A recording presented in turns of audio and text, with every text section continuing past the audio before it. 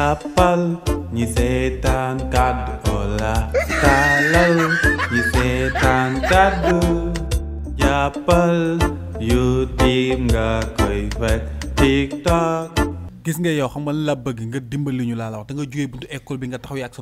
sa doom ñu maa ko dàq te dootu dugg si école bi parce que yow mooy loolu keroog la chef de quartier bi ñëw fekk mi si école bi ni ma kaay ñu dem si biir dëkk bi mu may la jabar indi ma ba sa kër pour may ma la nga ni bëggoo ma parce que man c'est pour enseignant laa nit nag soo ko bëggul na koy bàyyi nag may bàyyi sama école bàyyi samay classe parce que man maa yor école bi maa yor classe yi sa doom dootu fi jàngatee tant que bëggoo ma. mani la bëgguma la tey bëgguma la ëllëg lii moom yow ba jàmm la bëgguma la rek nga ni sama doom danga koy dàq. dama ne la kii si école bi lay jàngee te fi lay mës a jàngee xam naa nag da nga nekk gan ci dëkk bi moo tax xamoo ma xanaa yow gisoo li ma yor li léegi xam naa ko cours la sa cours gi doo tàqale ko moom waa dëkk bi wax nañ ma am nga fi juróomi jëkkër yoo xam ne sa cours gi dal na leen moo tax nga lamb man nag du ma effectif fii si école bi ma jógee dëkk ñëw si école bi c'est ca quartier bi moo doon arrangé rek ñëw ba si école bi ni ma kaay ma may la koo xam ni si dëkk bi la nekk comme yow amoo jabar te yaa ngi fii kaay ma may la ko.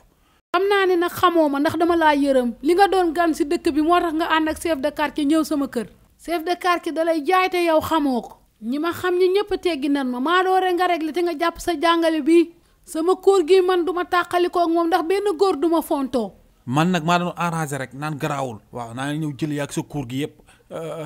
xool nu ma ko lijjantee mais damay arrangé ngay déranger léegi nag mooy loolu quoi demal ma dem jeex na bu fi sax jaarati. balaa ma lay dóor fii ba ngay bëgg a dee damay dem si chef de quartier wax ko ba pare. ni ko ki nga fi indi woon bëgg ma ko may ma dàq ko dàq na sama doom ndax man bëgguma ko su si waxul dara nag jàppal ni su ma ñëwee cours gi di nga si ñam. mais yow looy boole problème bi maag yow la si yoonu chef de quartier bi nga dem naan nag may boole moom naan ma ay sa doom ji dama koo dàq ah lu tax ma dàq ko moom xam na ko 7 heures la xëy si fii te fii 8 heures rek la ñuy xëy si waaw daa teel a ñëw moo tax ma dàq ko mais yow xam nga ni jaroo ko waaw. moom 7 heures la mas di xëy si dafa bëgg a jàng P2 rek lay jël. waaw léegi garaawul man naa ko bàyyi mu dugg si classe bi jàng waaw na nga wax ay P2 ay 2 la woon jël moom loolu moom dina ko gëj jël waaw dina ko gëj jël comme yow seytaane nga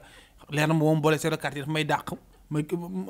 dootuma amati école ma jàngalee wala mu indi ma beneen problème garaawul naa yee sa doom mu jàng waaye jàppal ni P2 mu dootu ko jëlee si àddunaam tant que maa ngi fi waaw nem na boobu moom lu ma metti yëpp si moom laa koy fayoo. jàppal ñi seetaan kàddu Ola taalal ñi seetaan kàddu jàppal YouTube nga koy fekk TikTok Instagram page Facebook.